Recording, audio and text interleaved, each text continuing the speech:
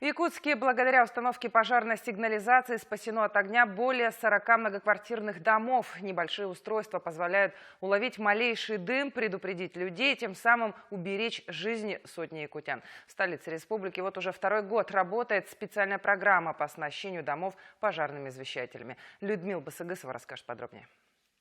Дом по улице Пионерская 1978 года постройки. Несколько лет назад в жилом здании произошло возгорание. Чудом удалось избежать серьезных последствий. В прошлом году в доме установили пожарную сигнализацию, чему жители очень рады. В общей сложности у нас прописано 3 человека, мы платим где-то 50 рублей.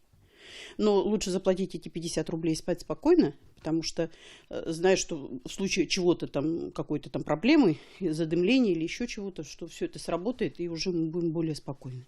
Малейшая концентрация дыма приведет датчик в действие. Сработает звуковой сигнал. Система выведена на пульт единой дежурно-диспетчерской службы и на пульт 01.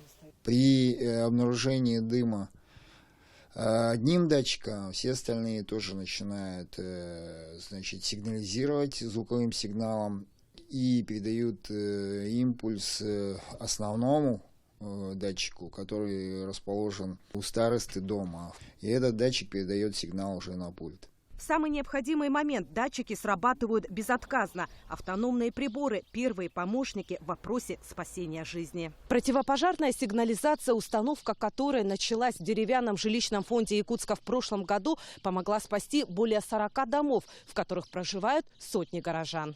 На сегодня пожарная охранная сигнализация с выводом на пульт единой дежурно-диспетчерской службы установлена в 237 многоквартирных домах Якутска. В этом году мы планируем на 400 многоквартирных домов деревянных установить охранно-пожарную сигнализацию. Результаты, конечно, работы, они только положительные. В прошлом месяце у нас чуть не случился пожар, это Билибина 30. Благодаря опять же оперативному срабатыванию сигнализации мы сумели предотвратить серьезный большой пожар. Сейчас службой эксплуатации городского хозяйства ведется сбор заявок от управляющих компаний на монтаж пожарной охранной сигнализации в деревянных многоквартирных домах. Людмила Басыгысова, Павел Пшенников, Вести, Якутск.